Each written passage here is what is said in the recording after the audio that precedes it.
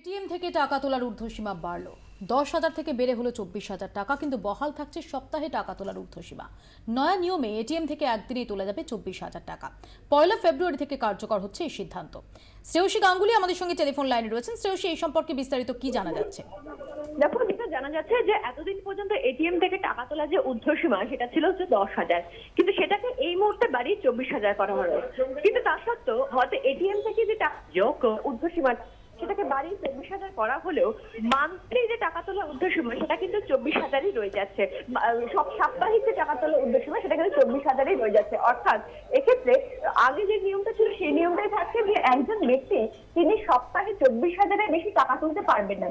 এখন আগে নিয়ম ছিল যে তিনি সেই 24,000 টাকা যদি কিছু অংশ তিনি যদি এটিএম এর মাধ্যমে তুলতে চান তাহলে সেক্ষেত্রে তিনি এটিএম থেকে 10,000 টাকা তুলতে পারবেন একদিনে, তার বেশি দিনে পারবেন না। কিন্তু এখন নিয়ম হলো যে তিনি যদি চান তাহলে তিনি একদিনে এটিএম থেকে চাইলে তিনি 24,000 টাকা তুলতে পারবেন। সেক্ষেত্রে কোনো বাধা বিধিনিষেধ থাকছে না। তবে এক্ষেত্রে একটা কথা বলা হচ্ছে আরবিআই নোটিফিকেশনে, সেখানে তারা বলছেন যে বিভিন্ন যে ব্যাংকগুলো এই মুহূর্তে আমাদের রয়েছে সেই ব্যাংকগুলো নির্দিষ্ট বেশ কিছু নিয়ম আছে বিভিন্ন কার্ডের ক্ষেত্রে।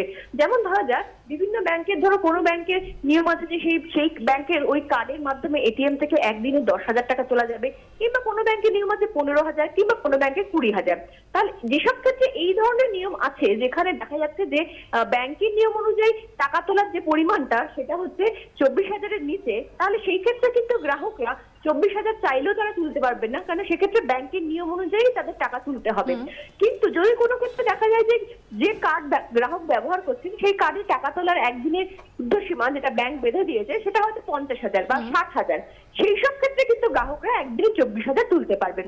ফলে স্বাভাবিকভাবে যে বিষয়টা নিয়ে ইতিমধ্যেই কিন্তু বিরোধীরা রীতিমতো সরব হয়েছেন। তারা যেটা বলছেন যে একদিনে টাকা তোলার ঊর্ধ্বসীমাটা 24,000 করা হলো, কিন্তু সাপ্তাহিক যে টাকা তোলার ঊর্ধ্বসীমাটা সেটা কোনোভাবেই কিন্তু 24,000 থেকে বাড়ানো হচ্ছে না।